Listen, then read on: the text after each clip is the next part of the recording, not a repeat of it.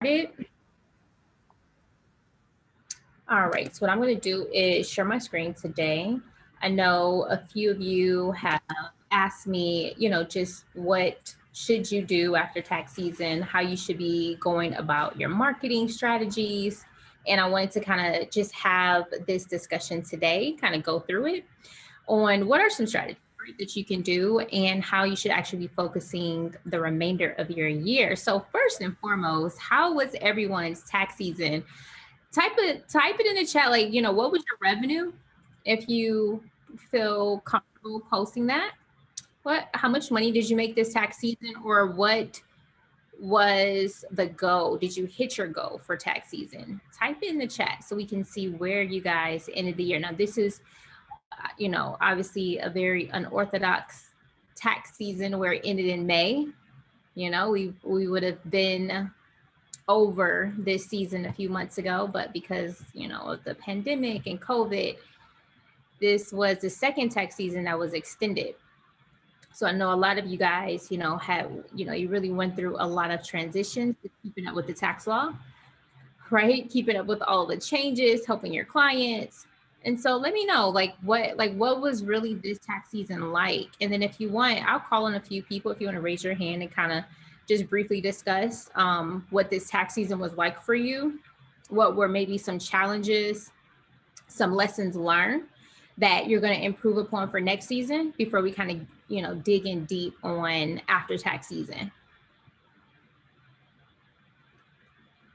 So Angie said she did not meet her goal. Arnitra said, I did not hit my goal. Shakila says, didn't hit my goal. What was you guys' goal, by the way? What was the goal?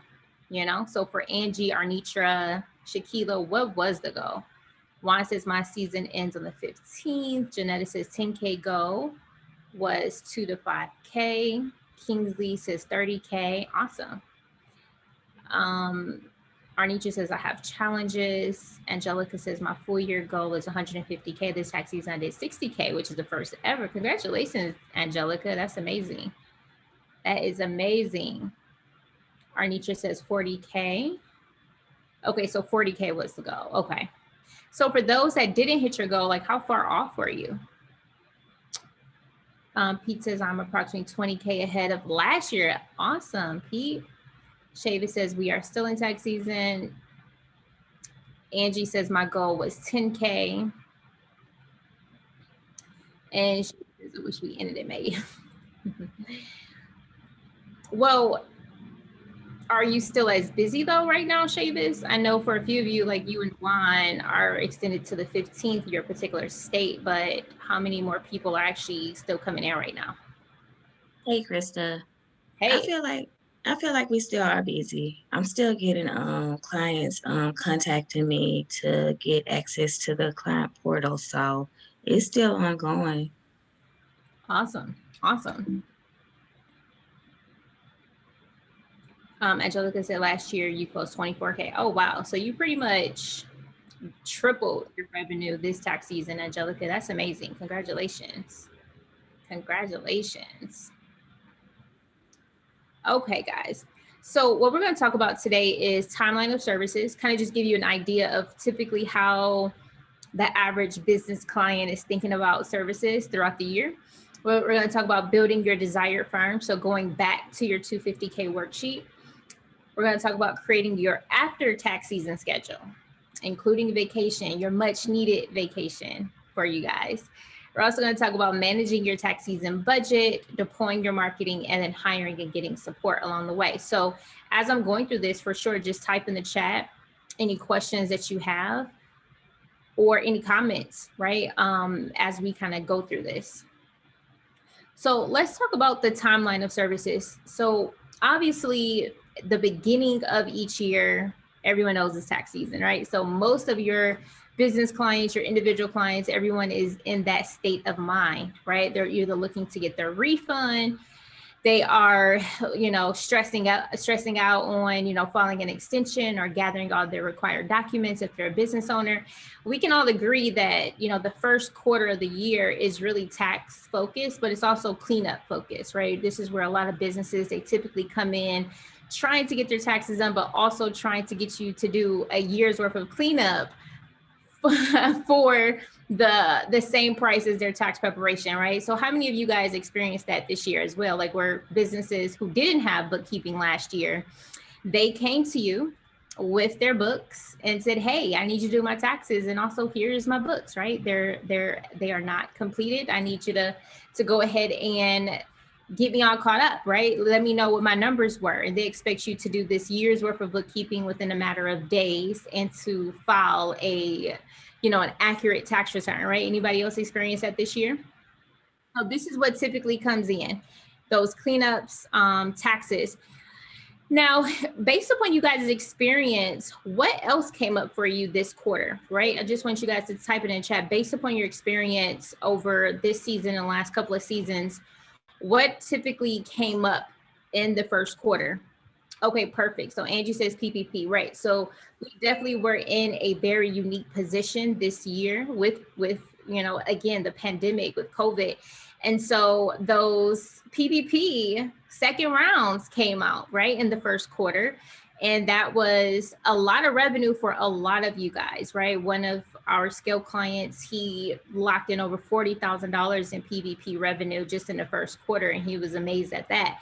There's a lot of people, a lot of you guys locked in thousands of dollars in the first quarter, bringing in those PPP clients. I know quite a few of you have been working on PPP forgiveness, right? That's another opportunity. But typically each quarter, depending on, the situation, you're going to have maybe some one-off services that you can help your clients with to bring in some additional revenue.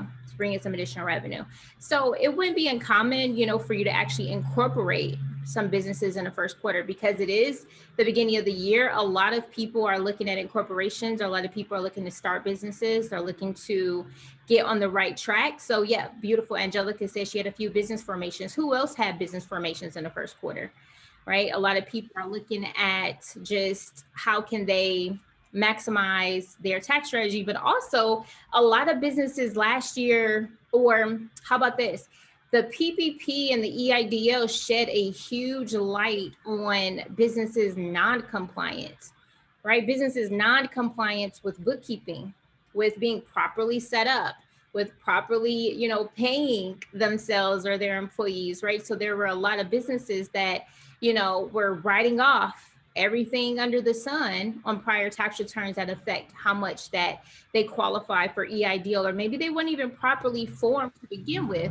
So I believe COVID shed a huge light on just the non-compliance that the millions of business owners face, and you guys were able to kind of step into that and help them, get compliant. You're able to help them see the light, right? See the light on bookkeeping and on properly paying themselves or their employees, and just keeping proper track of all those compliance activities.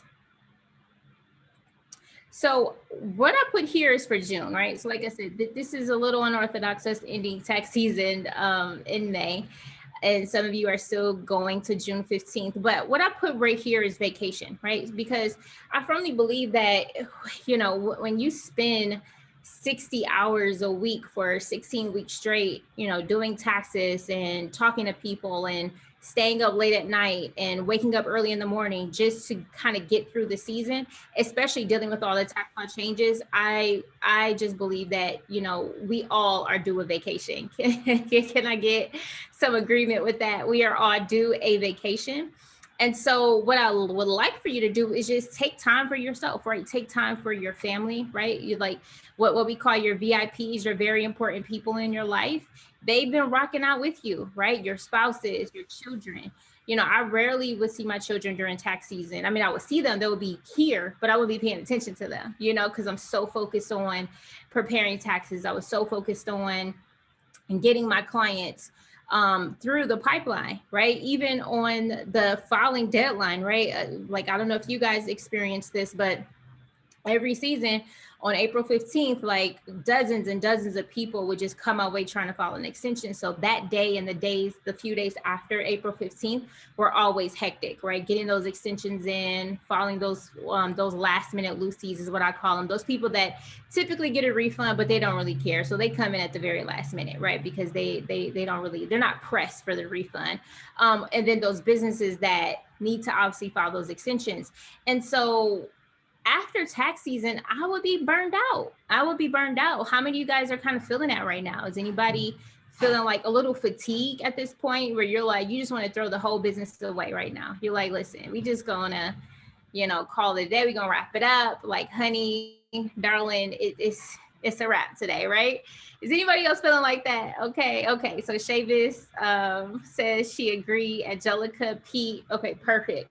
So, and this is completely normal to feel overwhelmed, to feel burnt out. It's completely normal because, like I said, you guys were typically on average working about 60 hours a week over the past 16 weeks, actually longer than that, right? Over the past 5 months, you've been averaging about 60 hours a week, which is crazy, right? You can't really sustain that. And some of you, it's been a lot longer. Some of you have been clocking in upwards to 70 hours a week, right? Which is just unheard of.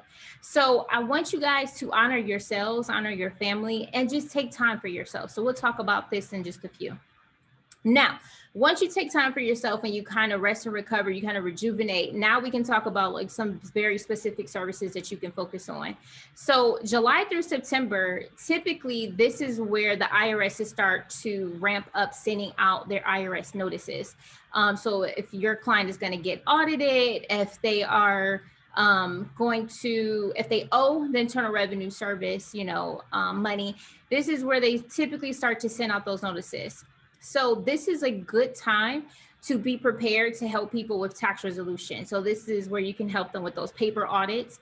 So you will find where clients that didn't come to you for tax preparation are now going to be coming to you to help them beat their audit or get squared away with their audit. They have questions on this paper audit that they now have to submit through. Same thing if they owe the Internal Revenue Service, right? Just the sheer fact that you owed and you weren't prepared for it, that can create a lot of anxiety. And so there are a lot of businesses as well as individuals that had a substantial amount of revenue in 2020 that they just didn't properly account for with paying and keeping track of their estimated tax liability. So this is a great opportunity for you guys to step up and start advertising these services so you can start calling in these people that are going to be getting these notices in the mail. The other one is CFO services. Now, this is a great service during this time of the year because you're at that inflection point where they are now coming off of tax season. They got their taxes filed. They hopefully got their bookkeeping cleaned up. Now they really start to, they're really starting to become curious on, what are some KPIs that they can track and measure, how that they can actually make better decisions for their business. This is really great when you have high growth clients and clients that typically make over, I would say, at least $500,000 a year, where it starts to make sense to start to offer some CFO service to these particular types of businesses.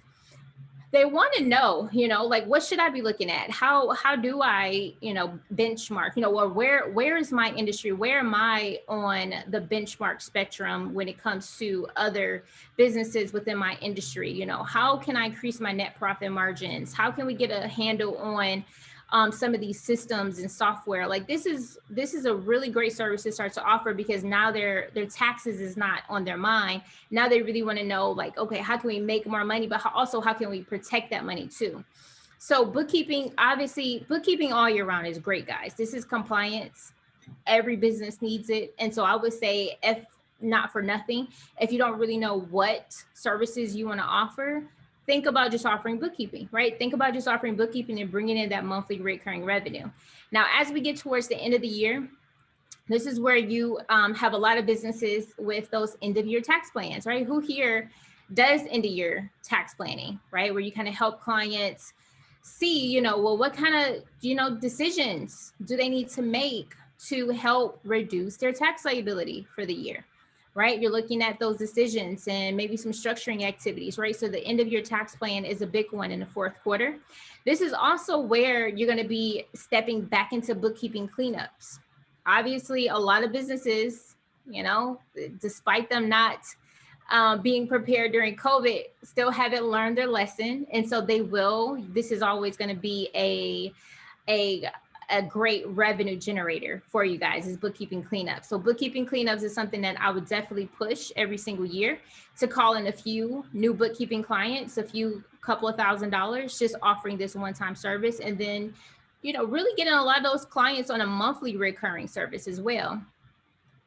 Tax resolution. So again, the IRS is ramping up their activities typically towards the third and fourth quarter. So the fourth quarter is still a great opportunity for tax resolution. And then finally, the fourth quarter should be the quarter where you really start to ramp up your tax prospects, right? So getting those people interested in your services, right? So I know a lot of people, they had a record tax season because they started marketing heavily for taxes in the fourth quarter, right? The fourth quarter, if you're waiting until tax season to market your services, you waited too long, right? You are beyond the scope. Now, that's not to say it won't work, but the time where you guys want to be focusing on increasing your revenue for tax season is in the fourth quarter of the year. So this is where we go really hard on talking to as many businesses as possible, offering the end of your bookkeeping cleanups, offering them one-off end of your tax plans, getting them into our system, helping them with their end of your payroll obligations, right? Helping them file their W-2s, their 1099s. You want to get all these people, you want to get all these prospects on your list so that you can convert them into a tax client, So let's talk about building your desired firm, because I'm always interested. And when people ask me, well, Crystal, what services should I focus on? I always ask them, well, what services do you want to focus on, right? Like everyone is building their own firm, their desired firm. I have some people that don't like to do taxes and all they are focused on is tax resolution. Who here just wants to focus on tax resolution? Type a 2 in the chat. If you're like, I really just want to rock out with tax resolution.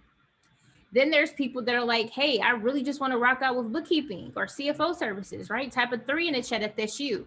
So I say that to say, like, you guys are all on a different journey. You're on a different trajectory on the type of firm that you truly want to build. So the type of service that you should offer after tax season is exactly what you want to offer. There's no right or wrong with this, guys.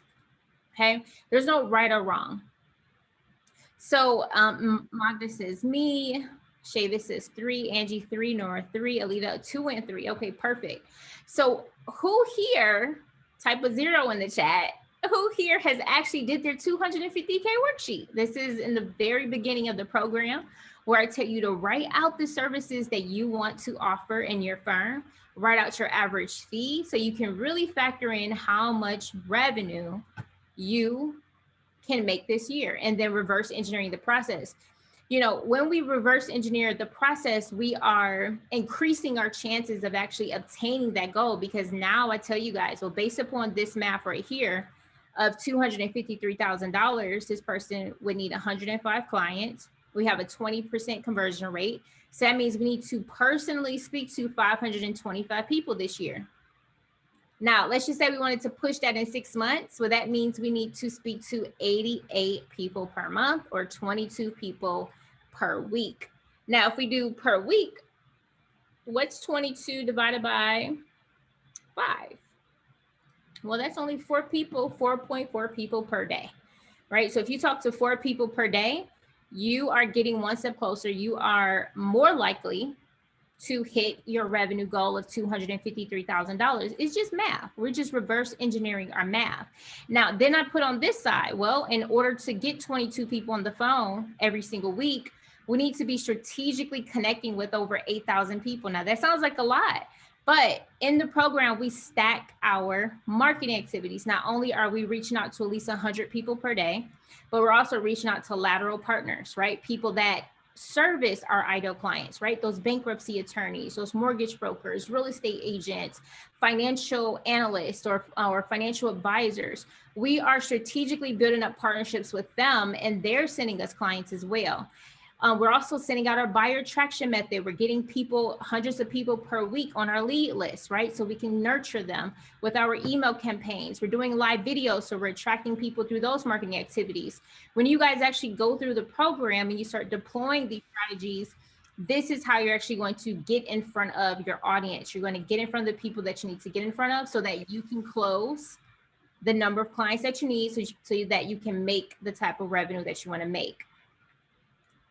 So type a 0 in the chat if you did this for this year. If you actually built your desired firm for this year, if you actually did the reverse engineering math for this year, and come back to it. You know what I'm saying? If you started it in January, well, it's 6 months in, maybe you want to revisit this. Maybe you actually want to, maybe you've changed your mind on some of the services that you want to offer, and that's okay too.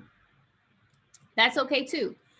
So Nora says she's done it. Shaquila, Shavis, Angie, awesome. Awesome, guys. So the answer to the question, well, Krista, what services I should focus on? You should focus on the services that you want to offer in your firm.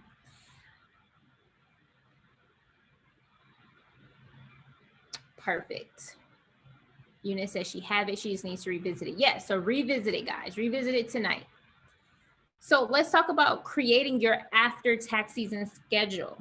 Okay, so one of the first things that you guys want to ask yourself is, how many hours per week do you want to work right now? So after June 15th, and go ahead and type it in the chat as we're going through this. How many hours per week do you want to work? Right? How many hours per week do you want to work? What does your monthly calendar look like for the remainder of the year? So what that means is, what days do you want to go on vacation, right? So like taking into consideration maybe holidays as a marker, right? So we got Father's Day coming up, then we have July 4th. You know, based upon the holidays that are coming up, what vacation would you want to take around those holidays, or just period, right? So go ahead and type that in chat. Like, what do you want to do this year on vacation? Where do you want to go? How many days per month do you want to be on vacation, right? I have one client that I'm working with, and she's like, Krista, I want to take a vacation for 1 week every month for the remainder of the year. So she literally wants to take an entire week off every single month. And she's like, I just want to spend that with my grandchildren, right?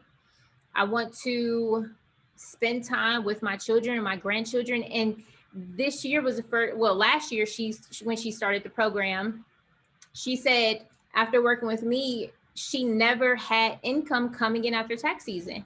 That last year was the first year where she actually had $5,000, $10,000, $13,000 consistently coming in after tax season with bookkeeping services.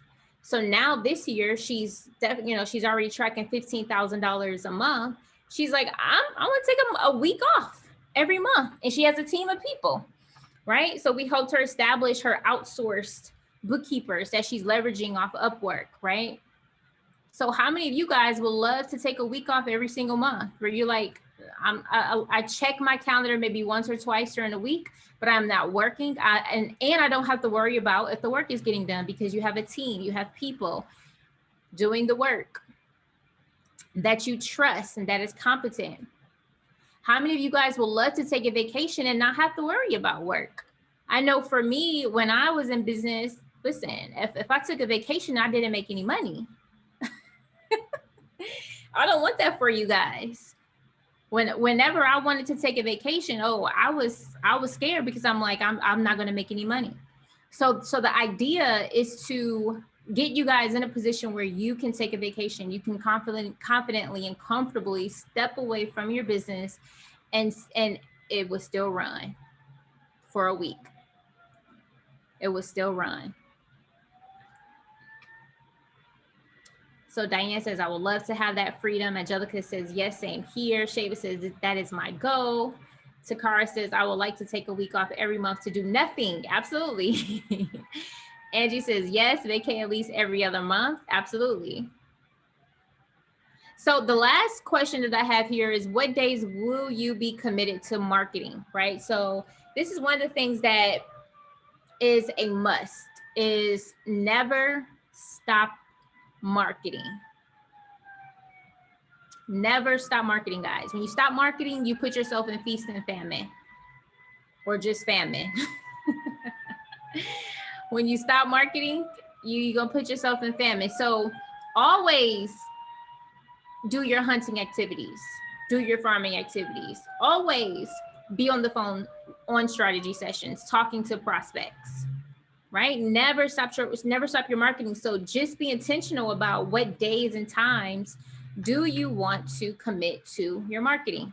This is important. You got to commit to your marketing. So Angie says Monday through Friday. Angelica says 4 to 5 days per week. And Brianna says that's where I'm at now. Chris, I feel stuck on what to post on social media. Excuse me. So I'll definitely come back to that part, Brianna. I'll definitely come back to that. So the next part of this is managing your tax season budget. So this was a big thing for me. You know, I started this business when I was 23 years old, and making 50, 60, 70, $100,000 in a tax season in my early 20s was a thrill. Okay. It was definitely a thrill to see $20,000 flow into my bank account in the month of February, and $15,000 in the month of March, and so forth. What I was not good at, though, I was not good at managing my money. I was not good at budgeting that money out. And so just as fast as I got it was as fast as I lost it. Okay. And so I remember very vividly being broke in May or June, July, really June, July. Starting in August, money was running low. I was broke, right? Made all that money in the first quarter, only to be on the struggle bus by August, just because I had poor money habits. I had poor money management. So I don't want that to be you guys, right? I don't want that to be you guys. So I want you to, one, of course, set aside your own estimated taxes, right? Who here does their own estimated taxes? Who here does their own estimated taxes? Come on, come on. I know if after you join this program and you starting to make 15K a month, you're going to start doing those estimated taxes, okay? You're going to have to. You're going to have to. So do your own estimated taxes, pay your own tax liability, put that money aside. You know, we recommend the Profit First method, right? We've been recommending that book for the past couple of years. So, you know, that really helped me to segment out my money, right? So I have my operation account, and then I have my tax account, and then I have my savings account, really to help me segment out my money. One of the other books that really helped me was Dave Ramsey's Total Money Makeover, where he said, as soon as you make money, save 10 to 20% of it immediately, right? Every dollar you get, put 10 to 20% of it away. And I started practicing that. And I would even get very aggressive. Like I said, I would save 40, 50% of all my revenue, because I was tired of being broke, right? I was tired of just mismanaging my money. So I would tell all of you guys that, like, have a process where as soon as your tax season money comes in, you're transferring the needed amounts to separate accounts. So they're not just sitting there. You're not tempted to use that money, right? Put 20% in savings, and, put, 15, 20% in your tax account, whatever your tax rate is. And then from here, I would love for you guys to just focus on monthly recurring revenue. So many services nowadays you can turn to monthly recurring revenue. So obviously bookkeeping is one. CFO services, another. You can actually turn tax resolution and tax planning into a monthly recurring revenue, right? So let's just say you're selling a tax resolution case for, $2,500 on the very low end. That's really low. Well, you can split that out over 6 months to be about $417 a month, or $425 a month. And that now you have a monthly cash flow of $425 a month coming in for the next 6 months. Same thing with tax planning, right? So this is going to allow you to charge more for your service, but just allowing the client to split out the payments. And again, Never stop doing your revenue generating activities. So type in the chat, what are revenue generating activities? Let's see how many of you guys actually went through the program. What are revenue generating activities?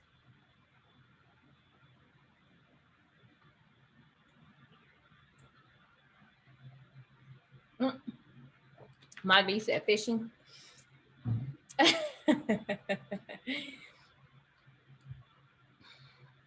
I like fishing. But yes, farming, strategy sessions, hunting and farming, video, posts, hunting. Perfect, guys. Perfect. Direct messages. Yes. Yes, you guys got it. You guys got it. So now let's talk about deploying your marketing schedule. So now that you guys understand your revenue generating activities, not like, so like, let's be clear. You don't want a week to go by without participating in a revenue generating activity. And a revenue generating activity is something that attracts your ideal client and converts them to a paid client. So you're attracting a lead, you're nurturing them, and you're converting them into a paid client. You want to do that every single week. So the first things first is once you have committed to your vacation schedule, you kind of plot that on your calendar. So I would love for you guys to take tonight and look at the remainder of the year to say, like, when do you want to go on vacation? Like, actually put it on your calendar now. So you can just block it out. It could be a weekend, every weekend in a month, right? Or it could be every Wednesday is just your day. You could get creative with this. It doesn't have to just be, you know, traditional where you just take the holiday off. Get creative with your schedule. Talk to your VIPs, which is your very important people, and ask them when they would like to take a vacation. Like, what do they want to do this year? What type of activities do they want to partake in, right? And go ahead and plot that on your calendar first. The next thing that I want you guys to do is plot your revenue generating activity. So when do you want to make time to speak to people, which is your strategy sessions. Now, when you're doing your hunting and your farming on social media, you will get people to book a call with you. So you need to have very specific days and times that you actually want to talk to these people. Now, before, when I first started strategy sessions, I was just doing strategy sessions every single day, Monday through Sunday, right? Like literally every day. And it got to a point where I was doing strategy sessions from 8 a.m. to 8 p.m. most days. I was definitely burned out.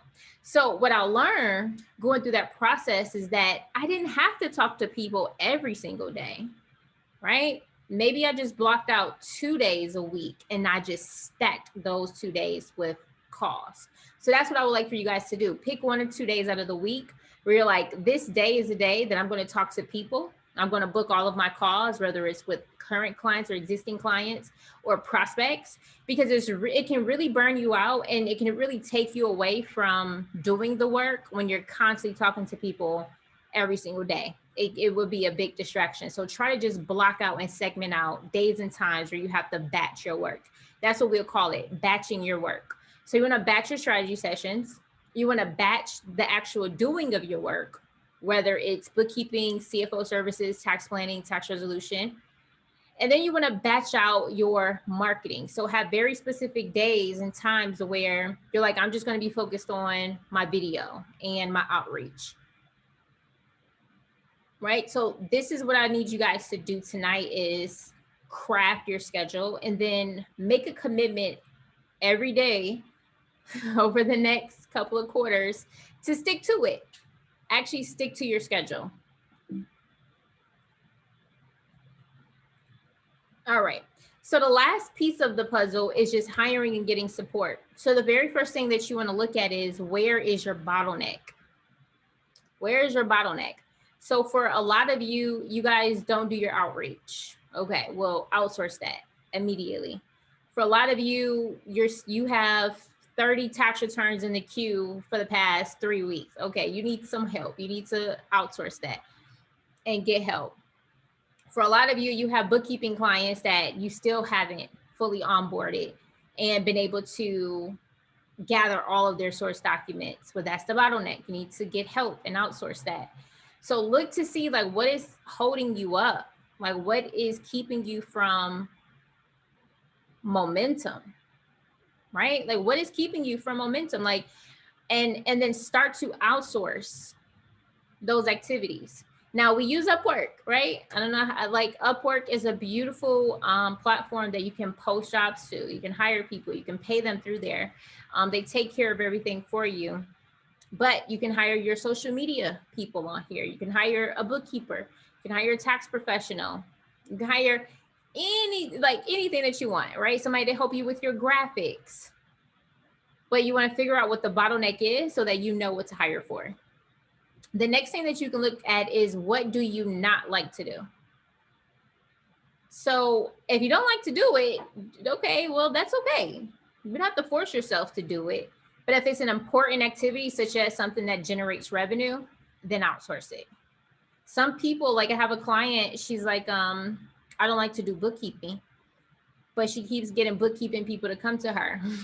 And she's turning down like money, like bookkeeping clients. And I'm like, no. We don't turn down anything but our color, okay? Like, we don't turn down money.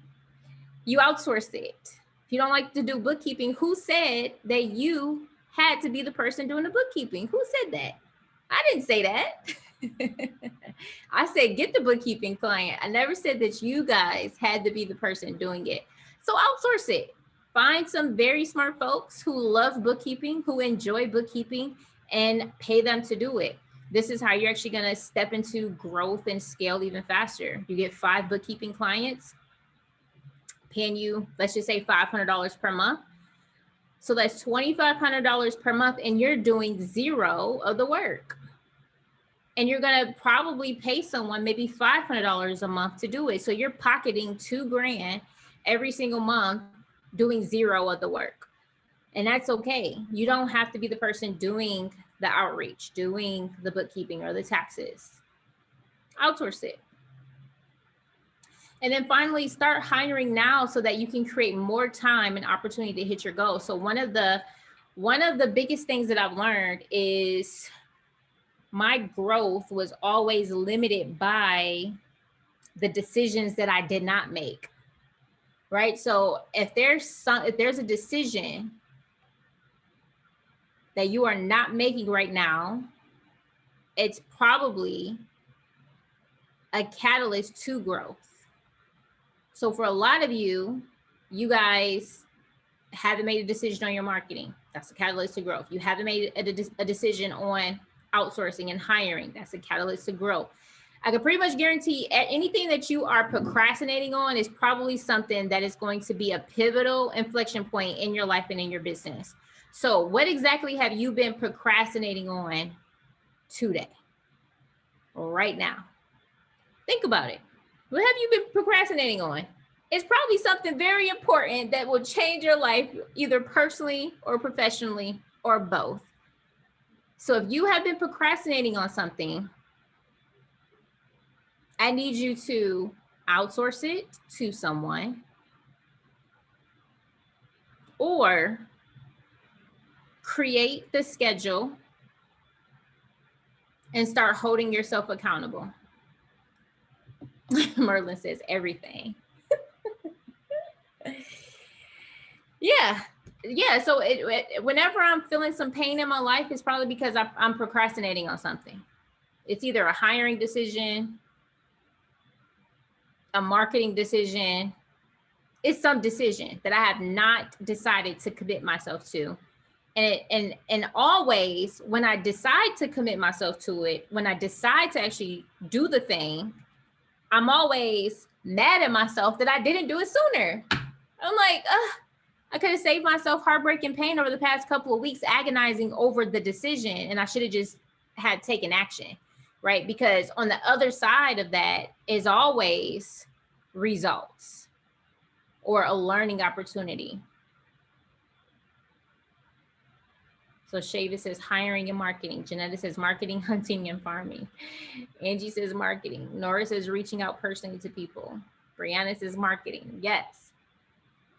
The things that you guys are putting off are typically the things that can create massive abundance for you and clarity. Right? So one of the things that Brianna said, she said, well, I don't know what to post on social. I think that's what you said, Brianna. She said, I don't know what to post on social. So let me share my screen once more. So guys, what questions do you guys have about this so far? And it could be about anything. It doesn't have to be about this particular session, but what questions do you guys have so far? While I'm pulling up this first question for Brianna, what other questions or doubts or concerns do you guys have? I have a question, Kristen. Just type it in the chat or raise your hand.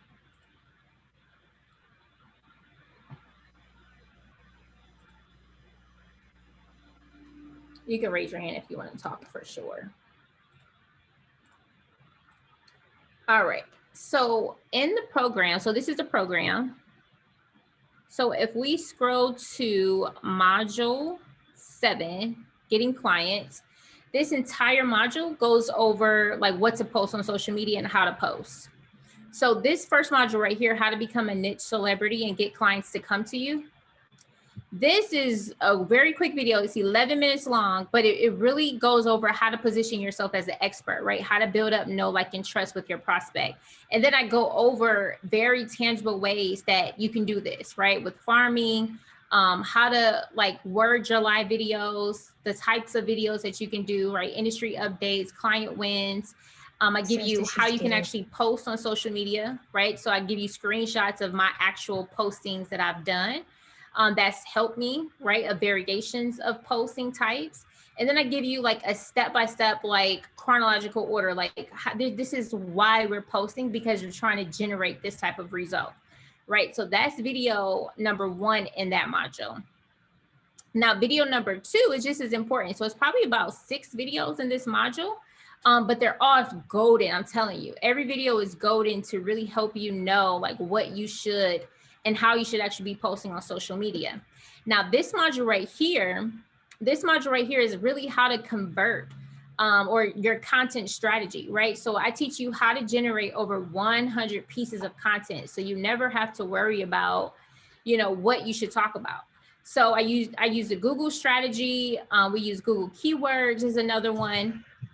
But we can see right here that I just in the first 5 minutes of this training video that I already have 5 pieces of content, right? It's a little blurry right here, but it says how to invest in real estate, best tax and accounting strategies, top 3 real estate investing tax strategies, top 6 real estate investing accounting strategies, right? So just having 100 pieces of content, like it's just game changer, because you never have to wake up and think about like, what should I do content on? You already created it. So you already took, 30 minutes to create all this content. Like today, I did a video today. I already have this done for myself where I create a list of content ideas. I put it on a Trello card. And so I was like, okay, I haven't done a video in a long time, Krista. I'm like, come on, get your video together. So I went to my Trello card and I just chose a topic that I had already written down months ago, actually a year ago, right? And I did a video on that today. So this is how you want to structure your video. This is how you want to find content ideas. Like I go through 4 different ways that you can find, actually 5 different ways that you can find content. And just within this training video, I created 15 pieces or 14 pieces of content. This can last you 14 weeks, right? That's a long time. That's the next couple of months where you don't have to worry about what you should create content around or what you should actually be talking about. Very powerful stuff. And then right here, I go over shooting your first video, getting clients with YouTube. And then this one is one of my favorites. It's called Post That Convert. So this is where I actually took some of the most successful students in this course over the past couple of years, and I actually screenshot some of their postings that they have been able to use to strategically get clients, right? And I give you examples. I give you what's a phishing post, like how to post in Facebook groups.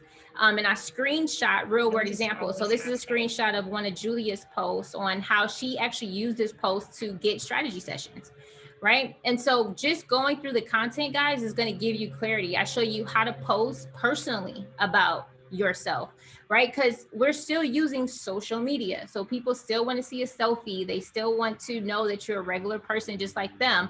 But there's a way that you can post strategically that actually gets clients, that actually gets people to book a call with you, or that gets people to slide in your DM to say, hey, I saw that you posted that you helped this client with tax resolution. I need help, right? So I give you so many examples of how to post, what to say when you post, and different types of postings, and give you real world examples and then action plans and even mistakes to avoid. So there shouldn't be any reason why any of you guys should be confused on what to post on social media, how to post on social media, how to do your marketing at all, at all. Now, what I would say is once you start doing this, the next step is, okay, well, how can I properly close the client? That's typically where people start to get tripped up at, is like they'll start posting and they'll be really strategic on their content. They'll do their live video. But now the part where they really have to refine is those conversations, like when they really get on the phone with the real person. So that's where, like, I'm really excited to help you guys flourish, because the conversations is amazing to be able to get on the phone with someone from social media and then close them on a $6,000 contract or a $12,000 contract, right? So a $6,000 contract is what, $500 a month, right? For the next year.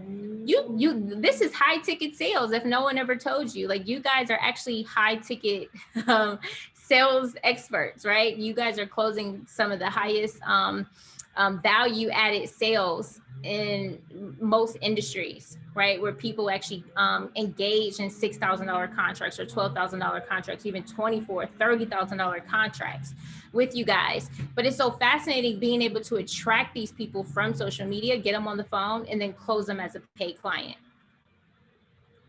So did that help you guys a little bit, just kind of going through this section? Angie says her birthday is June 20th. Awesome. Angie, are you going somewhere? Mm-hmm. Yes, I'm going to Vegas.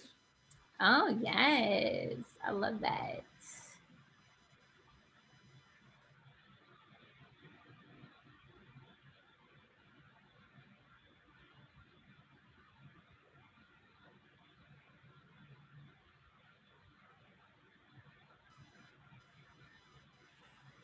Alita says, my challenge is how to word it correctly. I feel like I am copying someone else's post. So, hey, Alita. So in this training video, I actually give you a formula on how to word your content. And that is called PASO. So we talk about the problem. What is the problem? We agitate the problem. Why is this problem a problem? What can happen if this problem is not solved? We talk about the solution, and then we have a call to action.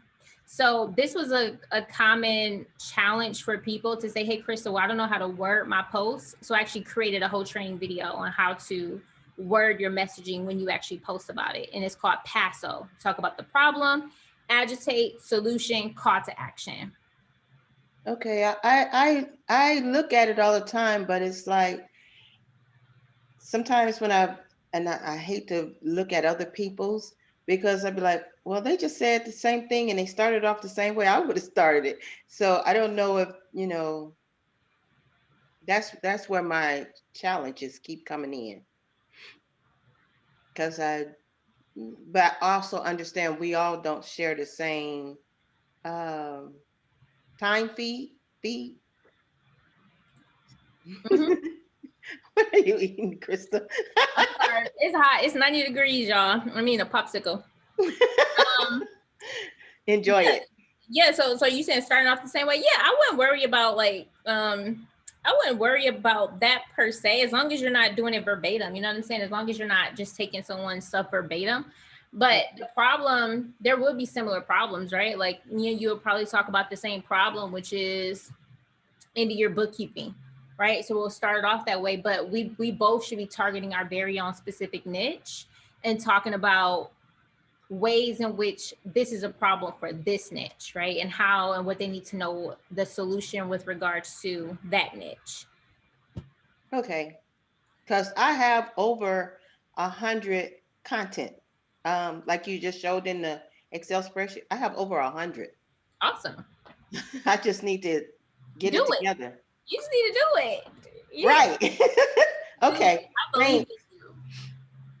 Yes, I believe in you. So yeah, just take the first step and put out your first piece of content, and then another one, and then another one. Like, it's just time. You know what I'm saying? Just take your time and just start with one. All right. I have plenty of time. You say plenty of time. My vacations include me getting in my car and driving across country. That's the way I like to do my vacation. So, Oh yes, I love that. That's my type of vacation too. I love that. okay, I'll get started. Yes. Kina says I want to get into bookkeeping.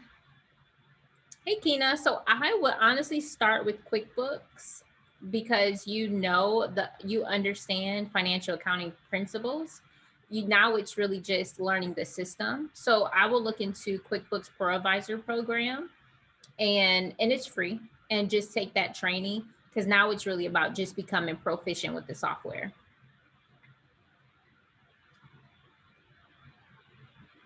Nora says, I feel like reaching out to a person with a personalized message takes so much time. I did my BAM and I was trying to reach out directly, but I was only able to reach out to 3 people, then got distracted.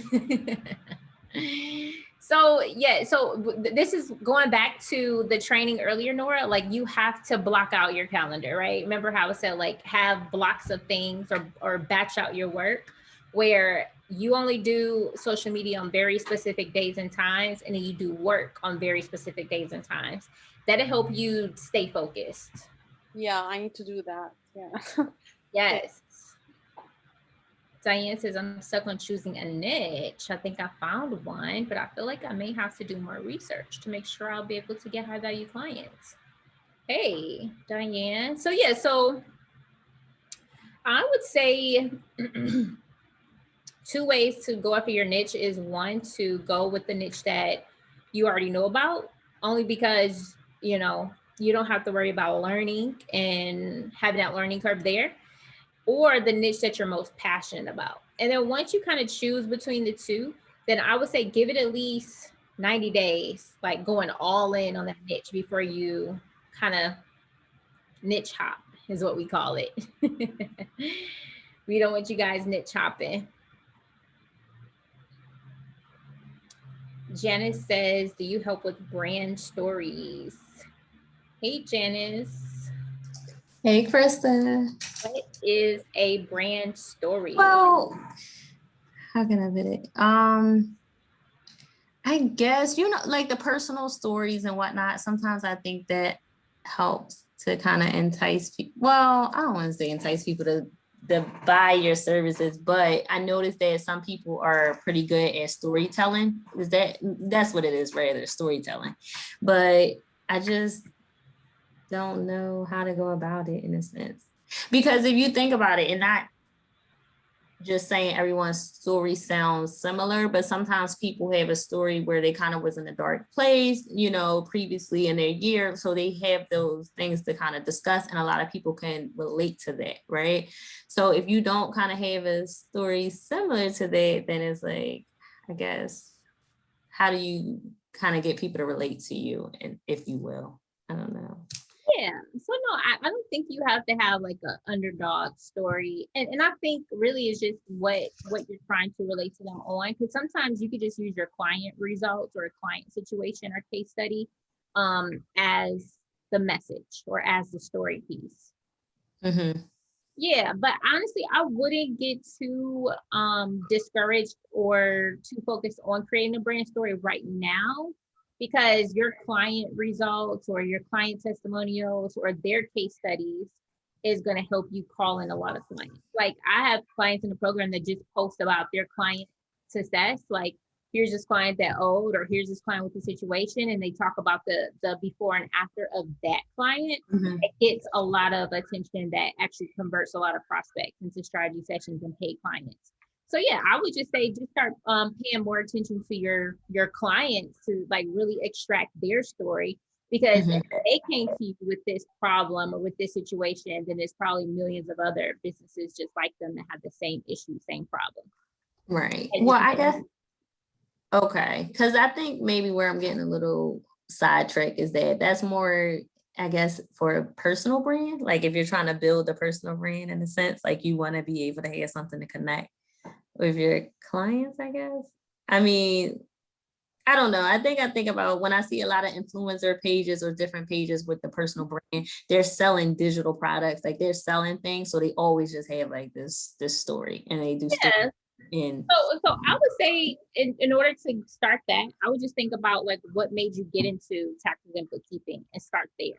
Like, and then start crafting your story around like what made you get started with it. Like why are you passionate about helping business owners?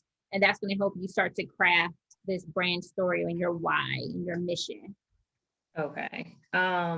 Also, like I think I struggle with too how much of personal to kind of put out there because obviously like during tax season, you like I think the focus was more about posting about taxes and everything, right? But then I guess like to your point about how some people want to see like that you're human, you know, put a selfie up or show yourself or talk about yourself, I guess.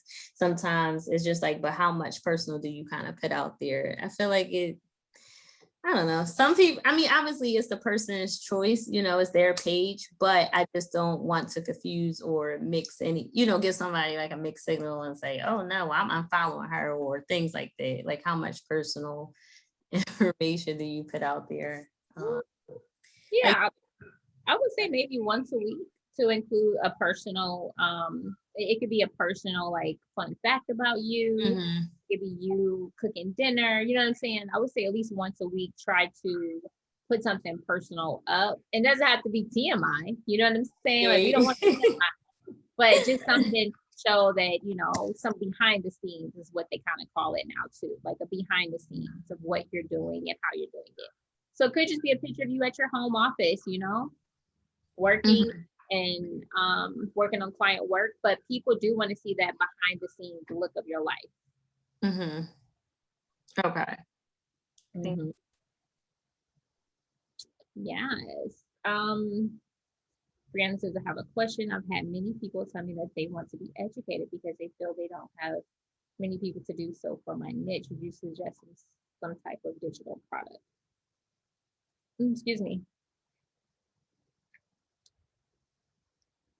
I would I would suggest a digital product once you have actually helped people with whatever result your course is going to help them with.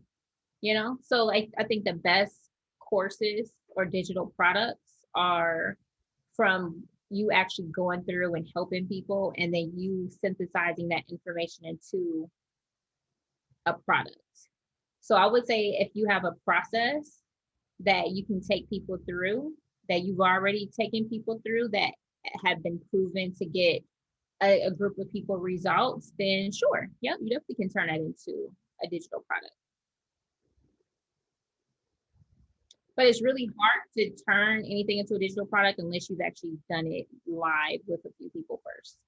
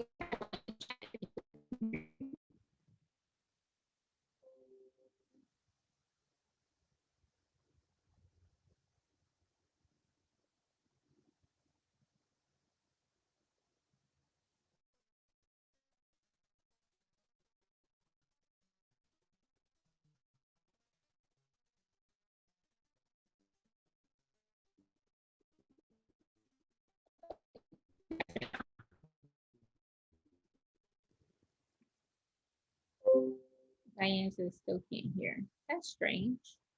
You guys can't hear me? We can hear you That's now. very strange. Okay. Wow, I don't know what happened. Could you see me? Yep, we could see you. Huh. Yep, we could see you. Okay. All right. So yeah, I was talking to Angie. Yeah, I don't know what happened with that, guys. But I was asking Angie, what question did you have around tax planning?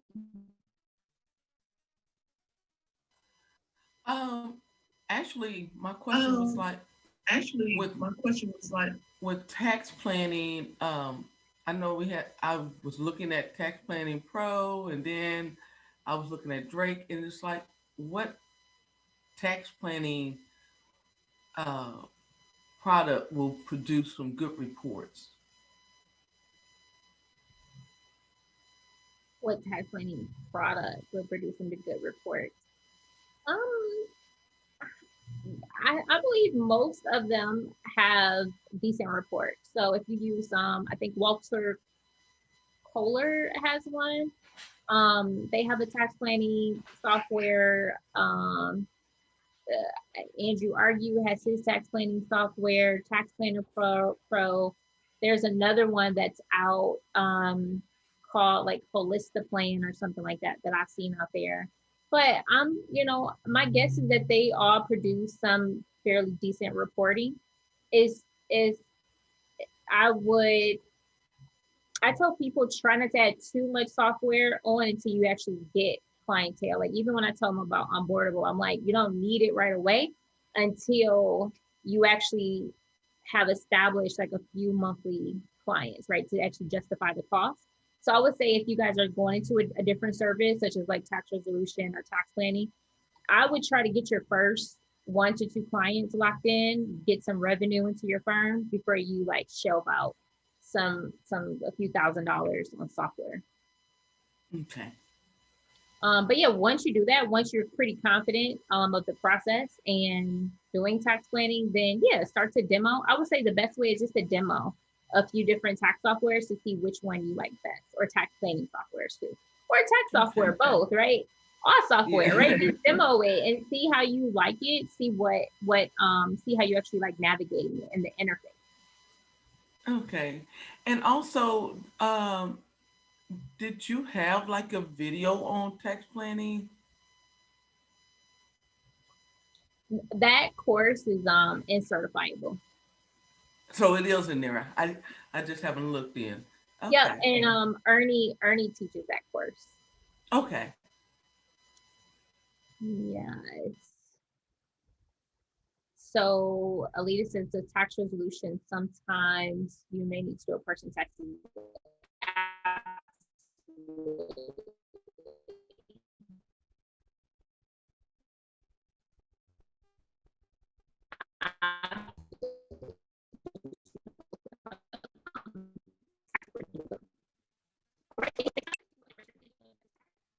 Just raise your hand. I can call you. Any questions, comments? Oh no. I don't know why you guys can't hear me. That is so weird. Can you guys hear me now? I feel like that cell phone commercial where he's walking all over the world. Talking about some. Can you hear me now? Can you hear me now? Janice says she gained 2 new clients today and still have proposals to send out. Congratulations, Janice. Hard work pays off. Okay, Janice been putting in all the work. She been on the morning calls. Yes, I show up on my morning calls. Yeah, she been on the morning calls. Like, Krista, I need you to explain this. Awesome. Oh, Alita, you said you couldn't hear the answer to your question. I saw that you have posted that tax resolution opens up opportunities for tax prep, and I was just agreeing with you. I said absolutely. Like when you guys offer tax resolution, it definitely opens up a lot of opportunities for tax preparation as well, because oftentimes, many times, people are behind on their tax filing requirement. Oh, okay. So but I mean, if they get a letter saying that they need help because they haven't filed, we don't need to be trying to figure out where they at right then with their taxes, do we? I guess my question is, how would you go about helping them answer the letter to them being behind in taxes for them to need the resolution? Okay, so yeah, so most people do what's called an investigation, and they charge what's called an investigation fee. So what that means is you would typically, gather power of attorney for them. You would collect all of their source documents. You would call on their behalf to kind of investigate what the problem is. Speak to a live rep so you can understand what their filing requirements are, what's missing, what needs to be turned in by what day. You can also help them remove any, garnishments that might be affecting their wages or their bank accounts. But yeah, so you would start off with what we call an investigation. Whenever Okay. you get like a tax resolution client come your way, you want to ascertain all the facts before you actually start work. Got it. Thank you. You're welcome. And yes, Diane, you can, if you go to the Facebook group, you can register for the morning calls. And then Janetta, I see your hand up. I think I put the cart before the horse. So with tax resolution, you have to be an EA or CPA to do that, right? So you can do tax resolution, you just can't do tax representation if you're not an EA or CPA or tax attorney.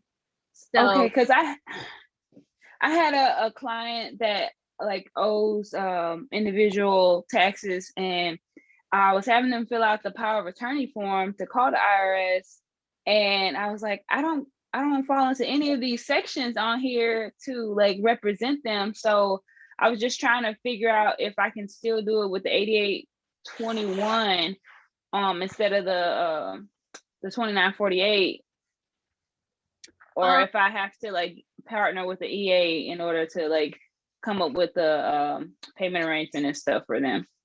yeah, so what you can do, you can just call on the phone. You can just call three-way on the phone with them if you're trying to help them resolve a few items on their account. You can always call them three-way. But Form 2848, it does allow certain unenrolled people or licensed people to get power of attorney, and that would be for unenrolled return preparers. But you would have had to actually prepare that person's tax return, sign it, and have a valid PTIN, and also possess the required annual filing season program record of completion. So they do allow unenrolled return preparers if you file that person's return and if you participated in the annual filing season program. But other than that, if you're still waiting on your EA, you could just call down with the client. Form 8821 is really just to get their tax records, like to gain their tax information.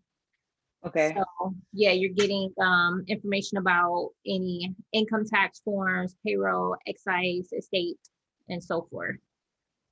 Okay, so the best way would just be to call them on three-way, call the practitioner line on three-way with the client. Right, until you get your EA, until you get your EA. So you could do Okay.